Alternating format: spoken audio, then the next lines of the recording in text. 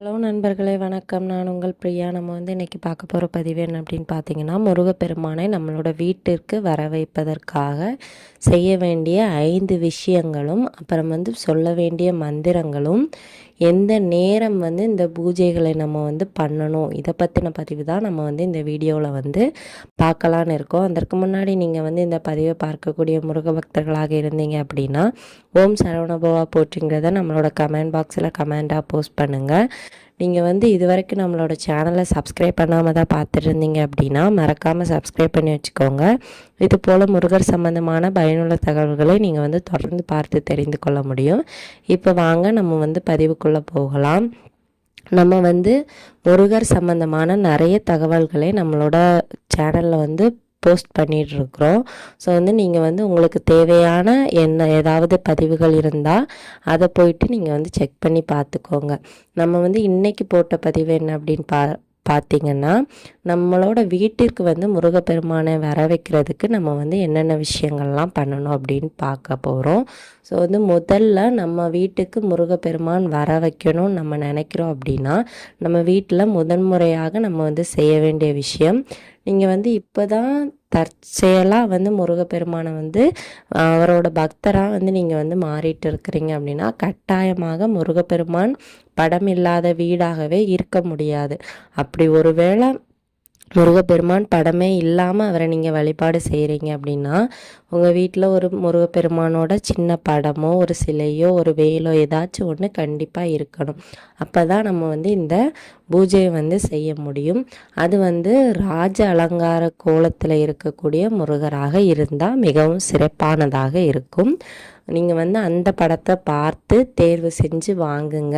அது வீட்டில் வைக்கும்போது நம்மளோட செல்வ செழிப்புக்கும் குறைவு இருக்காது, வீட்டில் சந்தோஷத்திற்கும் எந்த விதமான குறைவும் இருக்காது. அப்படி அந்த ராஜ அலங்கார கோலத்தில் இருக்கக்கூடிய ஃபோட்டோவை நம்ம வீட்டில் வைக்கும்போது நம்ம வீட்டில் நடக்கக்கூடிய பிரச்சனைகள், தீர்க்க முடியாத நோயினால் நிறைய பேர் அவதிப்பட்டுட்டு வருவீங்க.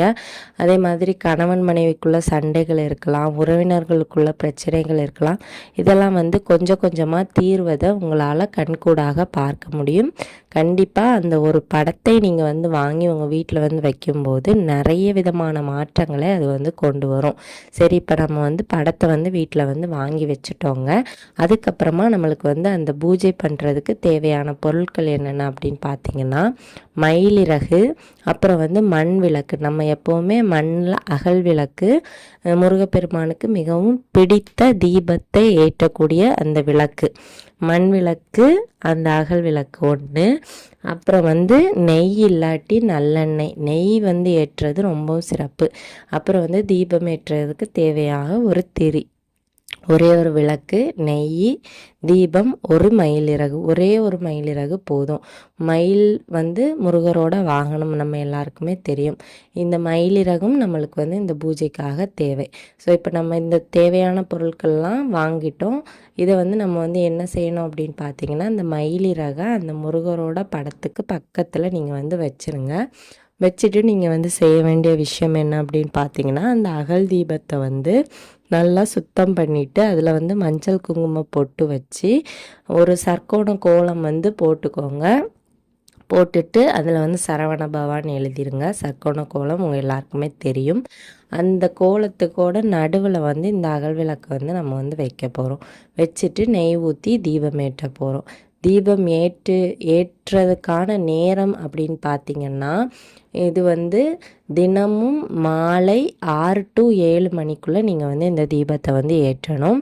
ஏற்றுவதற்கு உகந்த நாள் எது அப்படின்னு பார்த்தீங்கன்னா, வாரத்தில் 7 நாட்களுமே உகந்த நாள் தான். 7 நாட்களையும் யாருக்கெல்லாம் இந்த தீபத்தை ஏற்றி முருகப்பெருமானை வழிபாடு செய்ய முடியுதோ அவங்க இந்த 7 நாட்களுமே இந்த தீபத்தை ஏற்றி முருகப்பெருமானை உங்களோட வீட்டுக்கு அழைக்கலாம்.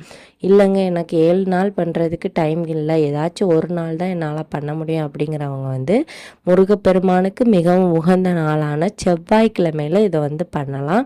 கண்டிப்பாக 100% முருகப்பெருமான் உங்களோட இல்லத்திற்கு வந்து வருவார். அப்படி செவ்வாய்க்கிழமை டைம் இல்லை அப்படின்னா வெள்ளிக்கிழமை நீங்கள் வந்து ஏற்றலாம். முருகப்பெருமானுக்கு குறிப்பாக உகந்த நாள் செவ்வாய். ஸோ அதனால் நான் முதல்ல வந்து செவ்வாய்க்கிழமை சொன்னேன். வாரத்தில் 7 நாளும் இதை வந்து உங்களால் செய்ய முடியுது அப்படின்னா உங்களை விட அதிர்ஷ்டசாலி யாருமே கிடையாது. கண்டிப்பாக முருகப்பெருமான் ஏதாவது ஒரு வடிவத்தில் வந்து உங்கள் வீட்டுக்கு வந்து கண்டிப்பாக வருவார். இந்த தீபத்தை வந்து ஏற்ற நேரம், நாள் எல்லாமே நான் சொல்லிட்டேன். ஏற்ற வேண்டிய முறையும் சொல்லிட்டேன். ஏற்றினதுக்கு அப்புறமா நீங்கள் வந்து என்ன செய்யணும் அப்படின்னு பார்த்தீங்கன்னா, முருகப்பெருமானோட அந்த படத்துக்கு முன்னாடி நீங்கள் வந்து உட்காந்துருங்க. ஒரு துணி விரிச்சோ இல்லை சும்மாவோ சமணக்கால் போட்டு உட்காந்துருங்க. உட்கார்ந்ததுக்கு அப்புறமா நீங்கள் வந்து சொல்ல வேண்டிய நாமம், முருகரோட நாமம் என்ன அப்படின்னு பார்த்தீங்கன்னா, ஓம் ரீங் சரவண பவ. இதை வந்து நீங்கள் வந்து சொல்லணும். இந்த மந்திரத்தை வந்து எத்தனை முறை சொல்லணும் அப்படின்னு பார்த்தீங்கன்னா 108 முறை சொல்லணும். 108 முறை சொல்ல நேரம் இல்லை அப்படிங்கிறவங்க வந்து 12 முறை வந்து கட்டாயம் சொல்ல வேண்டும். 12 முறை கண்டிப்பாக சொல்லியிருக்கணும். சொல்லி முடித்ததுக்கு அப்புறமா நீங்கள் வந்து இந்த நாமத்தை வந்து உங்களுக்கு வந்து எப்போல்லாம் டைம் கிடைக்குதோ அப்போல்லாம் வந்து சொல்லுங்கள். கண்டிப்பாக உங்கள் வீட்டுக்கு வந்து முருகப்பெருமான் வந்து வருவார். உங்களோட பிரச்சனைகளையும் அவர் வந்து தீர்த்து தருவார். அதே மாதிரி இந்த மந்திரத்தை சொல்லிவிட்டு இந்த தீபத்தை வந்து உங்களால் 7 நாட்களும் ஏற்ற முடியுது. இல்லை வந்து உங்களோட வேண்டுதல்கள் உங்கள் வீட்டுக்கு வந்து எத்தனை நாளைக்குள்ளே முருகப்பெருமான் வந்து வருவார் அப்படிம்ப குறைந்தபட்சம் 31 நாட்கள் நீங்கள் வந்து இதை வந்து செய்யணும். செஞ்சீங்க அப்படின்னா கண்டிப்பாக முருகப்பெருமான் வந்து உங்கள் வீட்டுக்கு வந்து வருவார். இந்த கால இடைவெளி உங்களுக்கு வந்து நீங்கள் வந்து ஒவ்வொரு நாள் வைத்து நீங்கள் வந்து கணக்கு வச்சுக்கணும். கண்டிப்பாக அதுக்குள்ளே ஏதாவது ஒரு உருவத்தில் நீங்கள் வந்து முருகப்பெருமானை உணர முடியும். ஒரு வாசனையின் மூலமாகவோ, ஒரு ஒரு உயிரினத்தின் மூலமாகவோ, இல்லை ஒரு நபர் மூலமாகவோ, ஒரு செய்திகள் மூலமாகவோ கண்டிப்பாக நீங்கள் வந்து முருகப்பெருமானை உணர முடியும். நீங்கள் வந்து என்ன வேண்டுதல்களுக்காக முருகப்பெருமானை உங்கள் வீட்டுக்கு வந்து அழைக்கிறீங்களோ கட்டாயம் அதுவும் நிறைவேறும். இந்த பதிவு வந்து கண்டிப்பாக ஒவ்வொரு முருகபக்தர் நண்பர்களுக்கும் உபயோகமாக இருக்கும்னு நினைக்கிறேன். உபயோகமாக இருந்தது அப்படின்னா லைக் பண்ணிவிட்டு நம்மளோட சேனலை சப்ஸ்கிரைப் பண்ணி வச்சுக்கோங்க. உங்கள் நண்பர்களுக்கும் இந்த பதிவை வந்து ஷேர் பண்ணுங்கள். இந்த வீடியோவின் முழு பதிவை பார்த்த அனைத்து நண்பர்களுக்கும் மிக்க நன்றி.